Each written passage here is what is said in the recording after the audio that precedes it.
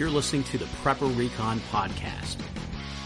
For questions, comments, and podcast archives, go to prepperrecon.com.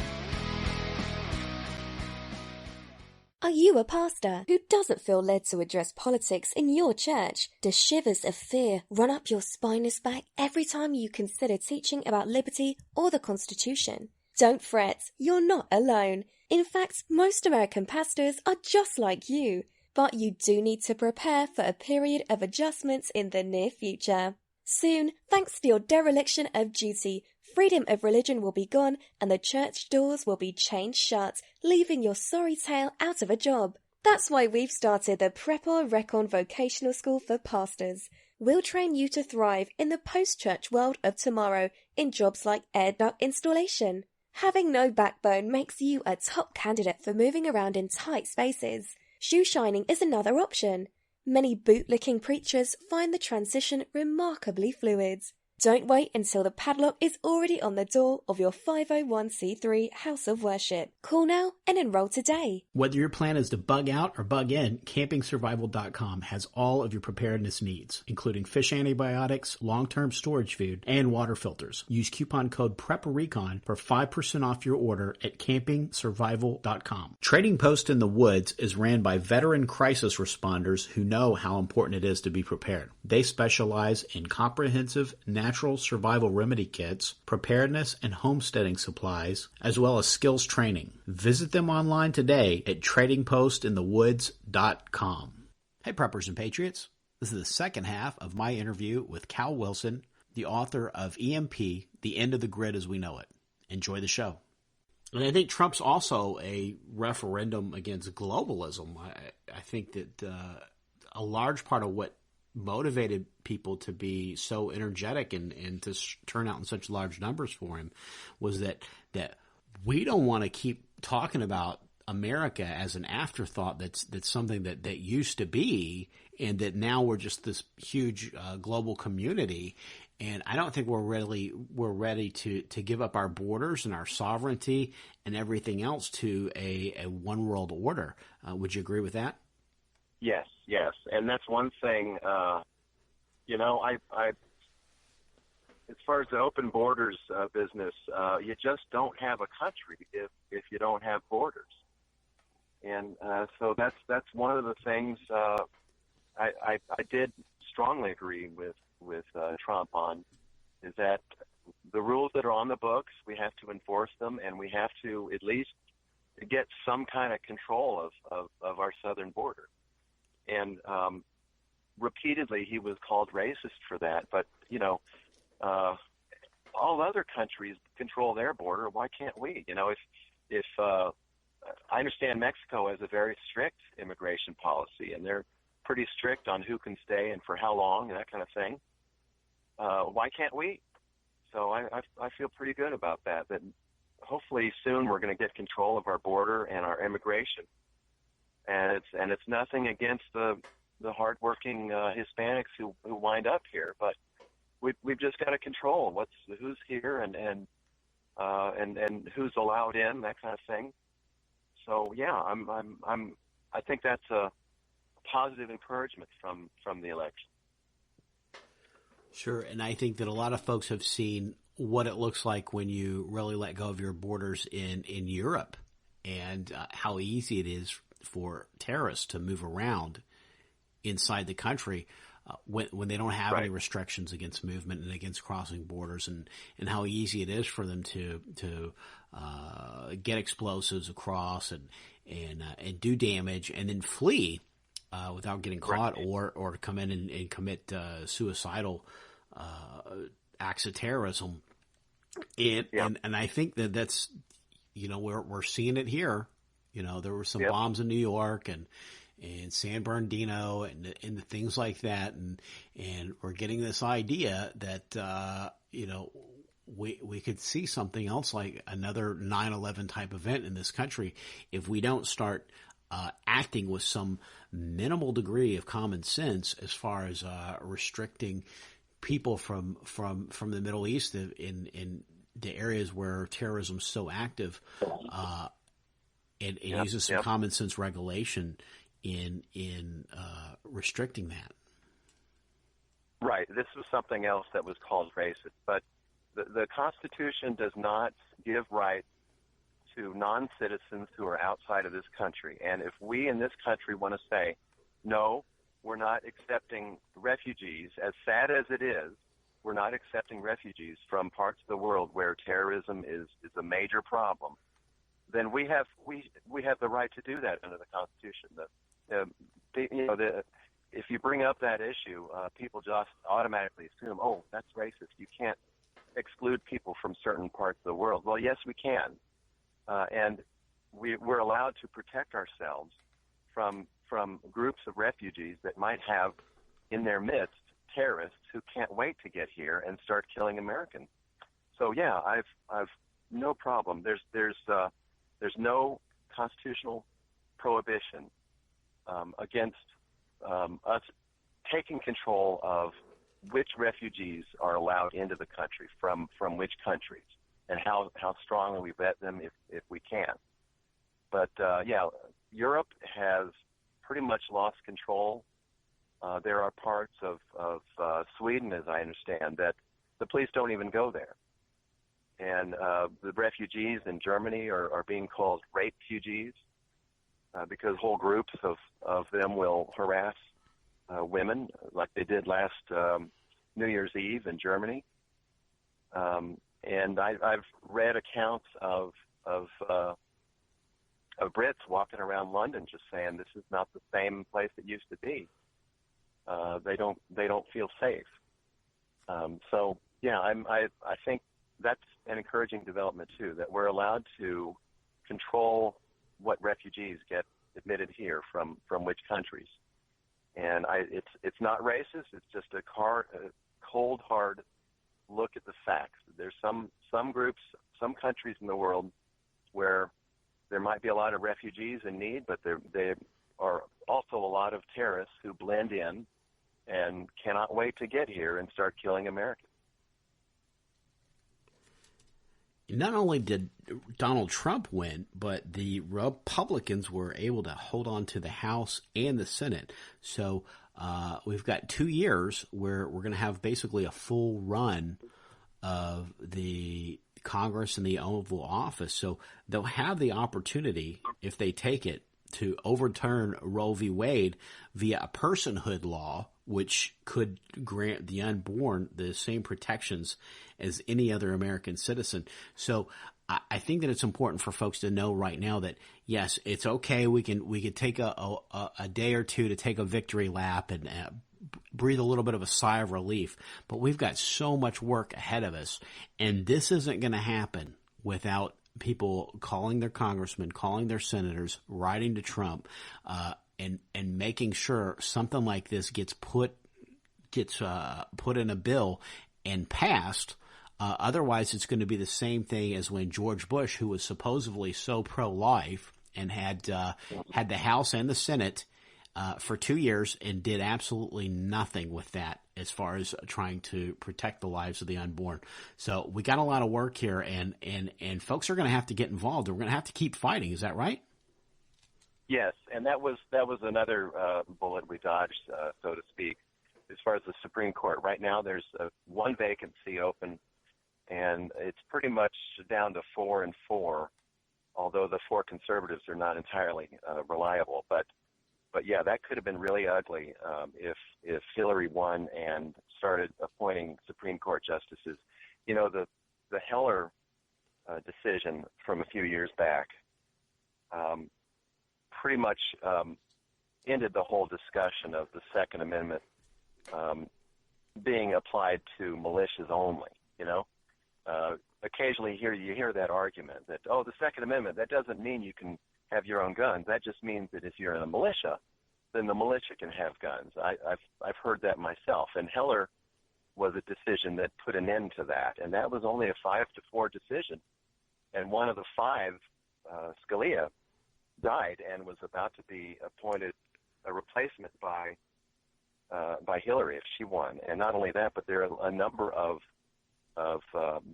judicial appointments and appellate court appointments who would also also been appointed by Hillary, so it could have been pretty ugly as far as just interpretation of the law goes.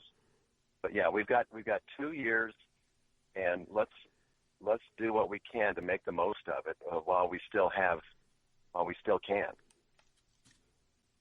And Obama's appointed Sotomayor and Kagan, which are both relatively young for Supreme Court justices, so they're going to be in there for a really, really long time. And I suspect that Hillary would have made sure she got somebody young and healthy to sit in there to ride it out as long as possible. Ginsburg's one that looks like she's basically got one foot in the grave and one foot in the banana peel. So I'd say we got a pretty good chance of replacing her over the next 4 years as well. Would you agree with that? Yeah. See, that's the frustration that a lot of us conservatives have, is that if a Democrat appoints a Supreme Court justice, well, no problem. It's a far left lockstep. Every decision of the Democrat appointees are all the same. But if a Republican president appoints a Supreme Court justice, well, you never know for sure. I mean, lately there have been some good ones. I really like Thomas. I was crazy about Scalia. Alito's been very good, but Roberts, you're never quite sure, and Kennedy has not been very helpful to us a lot. But hopefully, Trump, he came up with a few names of people he would consider appointing the Supreme Court, and as I recall, they were pretty good. They were pretty good conservative justices. So let's hope that Trump sticks with that philosophy of the people on that list. I know that his first appointment was Pence, who I know is not perfect, but it was a pretty good appointment, or nomination, I should say. Of course, we all have first choices, but Pence, I thought, was a pretty good selection as a vice president. Overall, there was one thing he did as governor I didn't like, but I'll still take 90% versus another Kagan or Sotomayor. All of these liberal justices, exactly how they're going to rule on any given issue, and it's good that Hillary's not going to be president to give us some more appointments like that.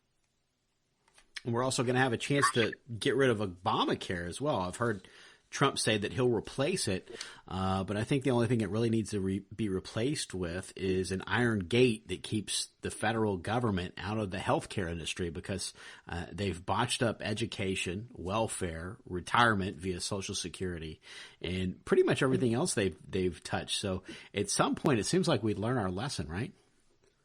Yeah, I think of the Obamacare kind of like gasoline regulation in the early 70s, where the prices were controlled. So the end result is we had gasoline lines and there was rationing. And now, thanks to Obamacare, that's kind of what we were headed towards is healthcare rationing, just like what happens in other countries where they have effective government, single-payer health insurance. So I'm really hopeful and cautiously optimistic that they're going to get something to replace Obamacare that takes advantage of the market, because I know there are health insurance companies and HMOs out there ready to compete for customers, and so long as you let the market in on the whole process, we'll have a lot more choices, and I think prices will come down,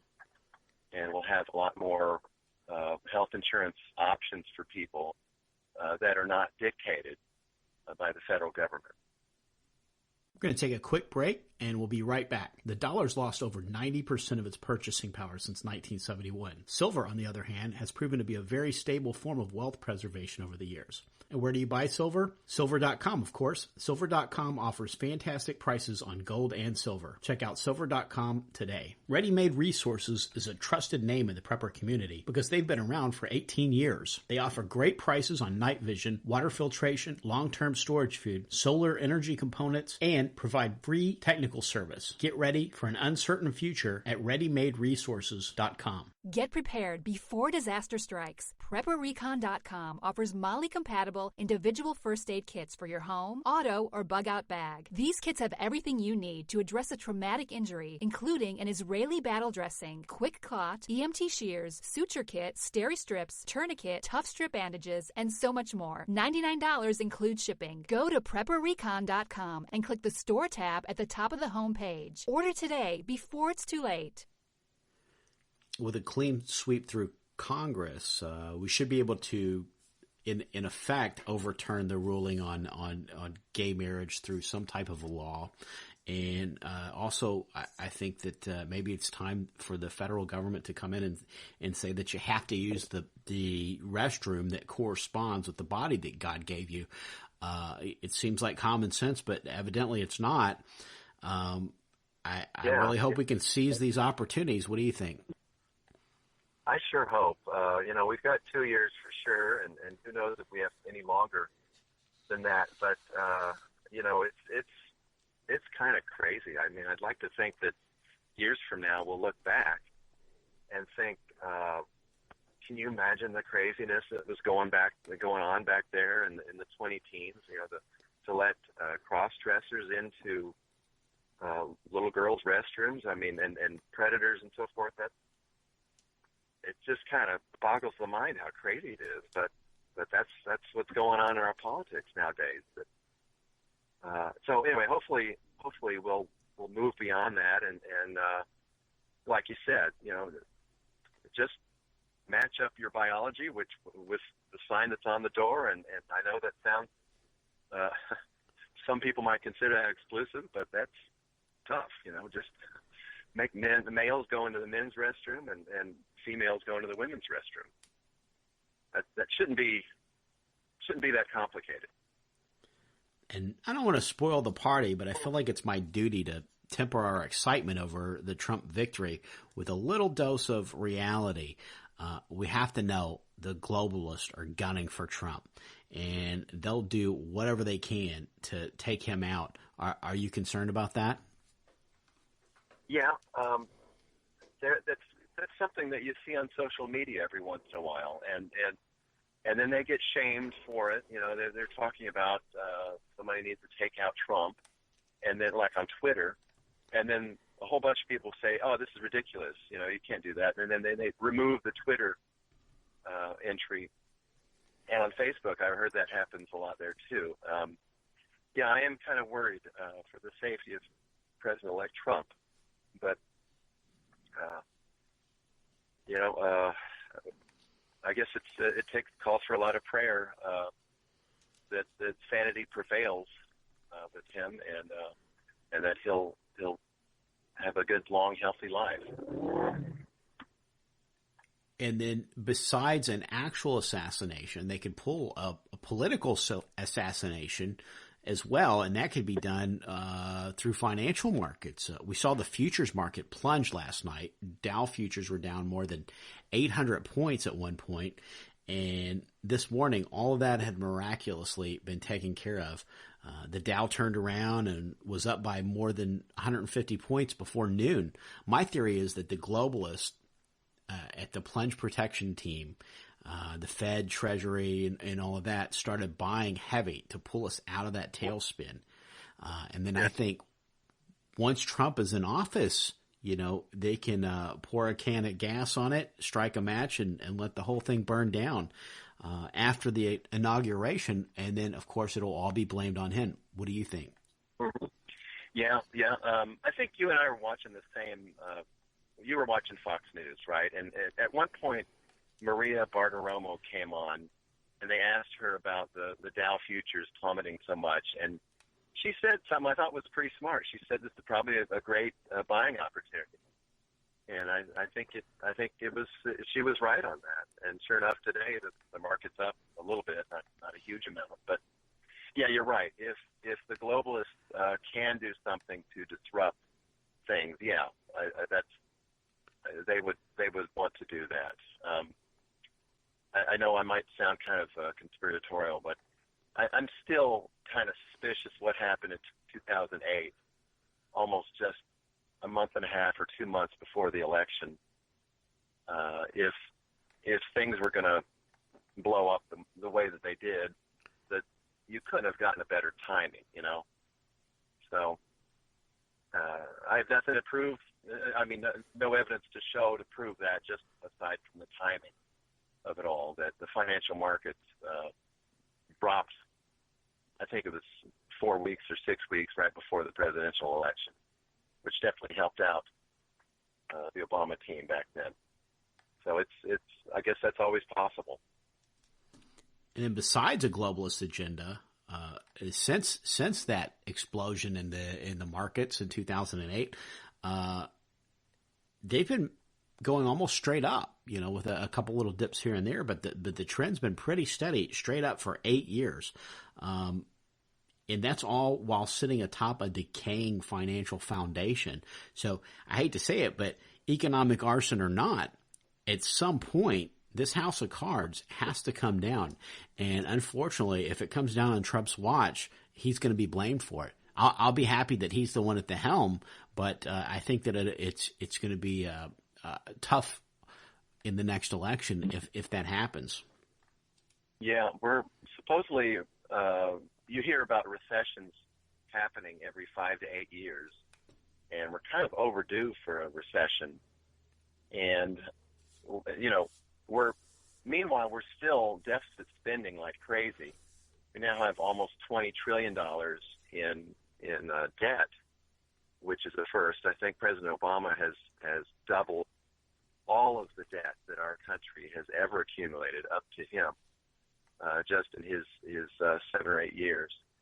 So usually when a recession comes along, that calls for deficit spending because less income is being made by people, and that's just how it works. So if a recession comes along, then you know it almost necessitates even more deficit spending, and that in turn means that more and more of our annual budget as a percent will go to paying the interest on the debt, and we're getting closer and closer to that point where all we can do is pay interest on the debt. We can't even pay our other bills. So that's a real ugliness that could happen conceivably with a really bad recession if that's what happens. So yeah, that's a possibility there. It's pretty scary when you think about it.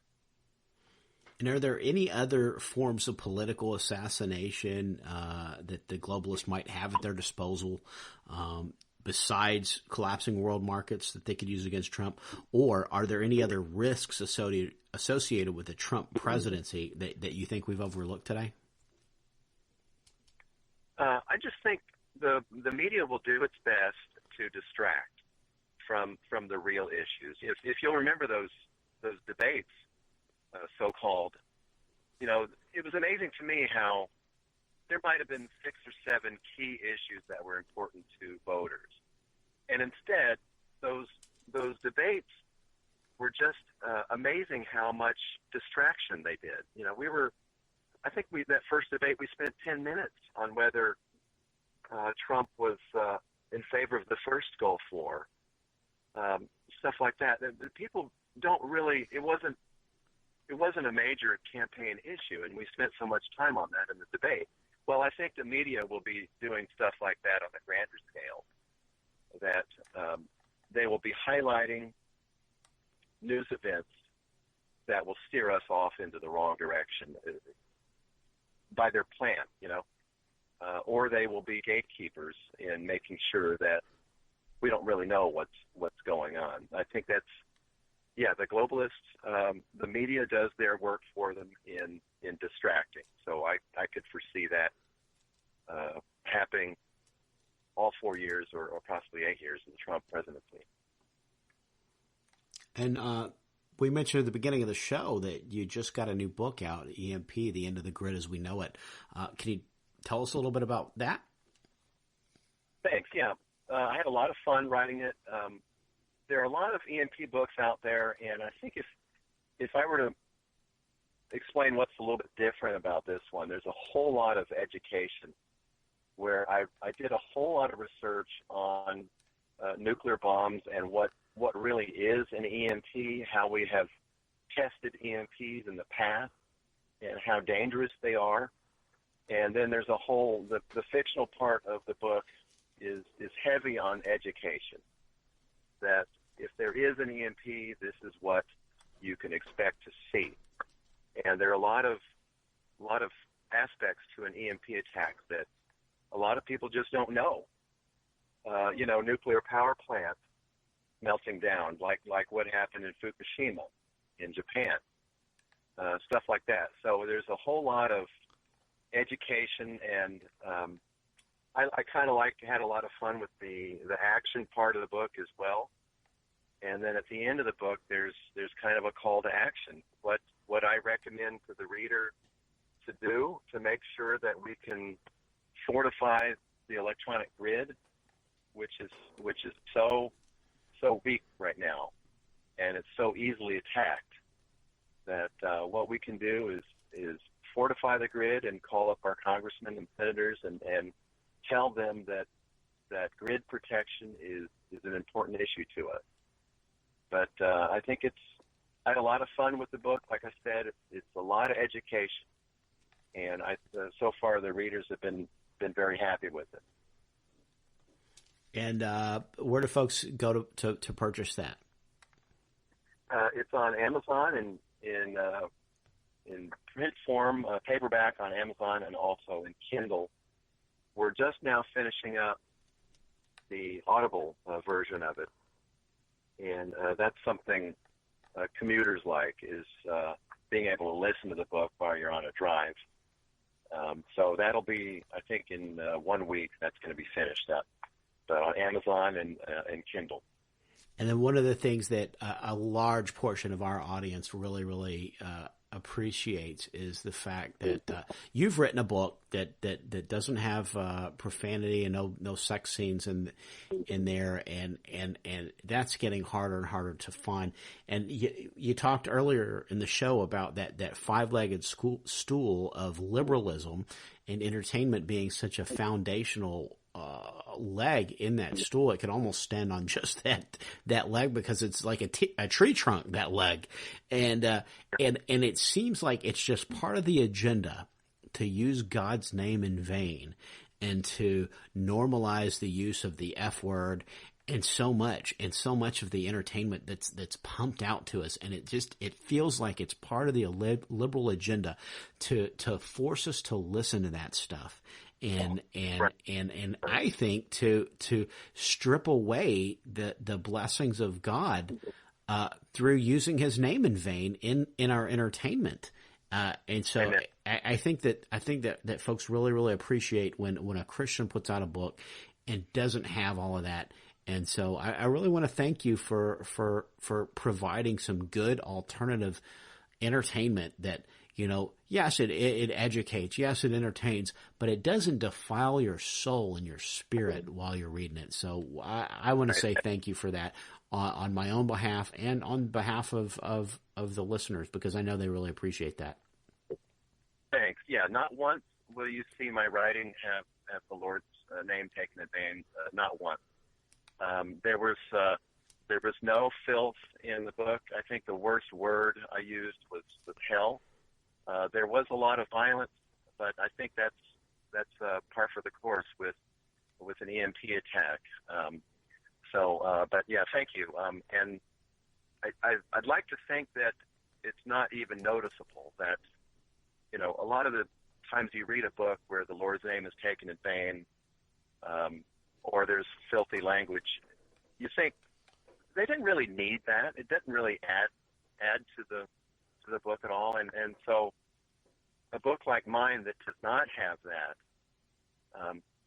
I'd like to think you don't even notice its absence, or at least that was my intention. Is it's still a good book with lots of action in it, and I think a lot of education, but you won't see the filth or the that you see with a lot of other books out there. And as far as having a little violence and the word hell, I think you'll find both of those in the Bible as well. So if that's your standard, I suppose you're good. That's right. Thanks. Yeah. I've noticed the same with your books as well. So kudos to you for, I think you and I have the same, we're on the same page as far as that goes. Good educational books with lots of action, and they're interesting and entertaining. But the Lord's name is not taken in vain. There's no filth. There's no sex scenes. So I like that aspect about your books as well. Cal, thanks so much for writing a good book, and thanks for taking time to come on the show today. Thanks. Enjoyed it. Thank you. After a massive wave of disappearances, 26-year-old CIA analyst Everett Carroll finally believes what he's been told about the biblical prophecy of the rapture. Global currencies have collapsed, famine and plague have claimed the lives of millions, and the world has crumbled into chaos. 7 seals, 7 trumpets, and 7 vials of God's wrath are about to be poured out upon the earth, and woe to the inhabitants thereof. Buy your copy of The Days of Elijah, Book 1, Apocalypse, by best-selling author Mark Goodwin, in paperback or Kindle edition from Amazon.com today.